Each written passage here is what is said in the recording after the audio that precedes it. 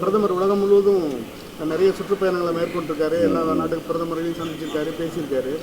இப்படிப்பட்ட சூழ்நிலையில் எந்த நாடுமே நம்மளை ஆதரிக்காததுக்கு என்ன காரணம்? பஹல்காமில் நடந்த பயங்கரவாத தாக்குதலை அடுத்து இந்திய இராணுவம் ஆபரேஷன் சிந்தூர் என்னும் பதிலடி தாக்குதலை நடத்தியது.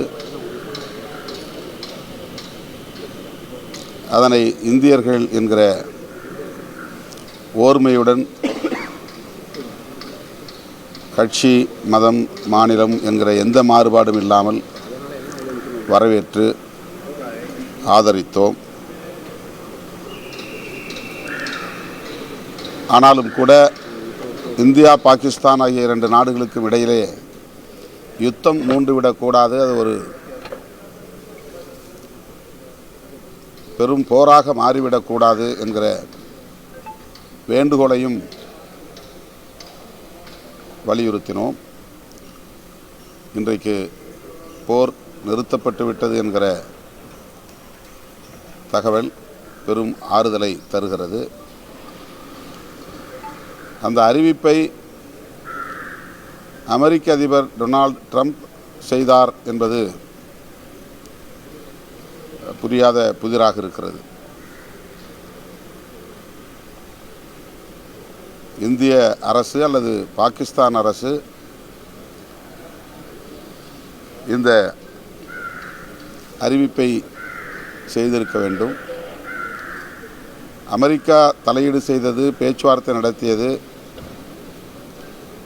என்பதை நாம் வரவேற்க கடமைப்பட்டிருக்கிறோம் என்றாலும் கூட இந்த இரண்டு நாடுகளுக்கு இடையில் சமாதானம் வேண்டும், நிரந்தர தீர்வு வேண்டும் என்று இந்தியர்கள் மட்டுமல்ல, ஜனநாயகத்தின் மீது நம்பிக்கை உள்ள, உலகளாவிய அளவில் ஜனநாயகத்தில் நம்பிக்கை உள்ள அனைவருமே விரும்புகிறோம். அதுதான் நம்முடைய எதிர்பார்ப்பு. அந்த வகையில் இந்த போர் நிறுத்தத்தை நாம் மகிழ்ச்சியோடு வரவேற்கிறோம். ஆனால் இதற்கு ஒரு நிரந்தர தீர்வு தேவை. இரண்டு நாடுகளுக்கு இடையில் சுமூகமான பேச்சுவார்த்தை தேவை. ஒட்டுமொத்தமாக பயங்கரவாதத்தை துடைத்தெறிய வேண்டும் என்பதில் இரண்டு நாடுகளுமே உறுதியாக இருக்க வேண்டும். பயங்கரவாதம் தலை தூக்கினால் இந்தியர்களுக்கு மட்டுமல்ல, அனைவருக்குமே பெரும் தீங்கு விளையும். ஆகவே பயங்கரவாதத்திற்கு எதிரான நடவடிக்கைகளை ஜனநாயக சக்திகள் அனைவரும் ஆதரிக்கிறோம். இந்தியா, பாகிஸ்தான் ஆகிய இரண்டு நாடுகளும் இதில் இணைந்து செயல்பட வேண்டும். இரண்டு நாடுகளுக்கு இடையிலே சுமூகமான உறவை பேண வேண்டும், ஒரு நிரந்தர தீர்வை காண வேண்டும் என்று விடுதலை சிறுத்தைகள் கட்சி வலியுறுத்துகிறது.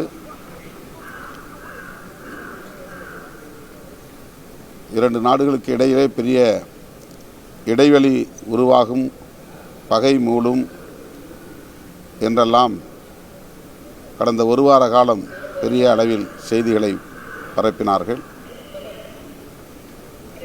போர் வேண்டும் என்று விரும்புகிற சக்திகள் ஜனநாயகத்தின் அடிப்படையிலே போர் வேண்டாம் என்பவர்களை கடுமையாக விமர்சித்தார்கள், அவதூறு செய்தார்கள். ஆனால் இன்றைக்கு ஒரு அமைதியை நிலைநாட்டும் சூழல் உருவாகி இருக்கிறது. இதை அப்படியே பேணி காத்திட வேண்டும். எல்லை ஓர பயங்கரவாதத்தை முற்றாக துடைத்தெறிய வேண்டும். பிளே ஸ்டோர் மற்றும் ஆப் ஸ்டோரில் இருந்து பாலிமர் செயலியை QR கோடு மூலம் பதிவிறக்கம் செய்யுங்கள். செய்திகளை உடனுக்குடன் பெறுங்கள்.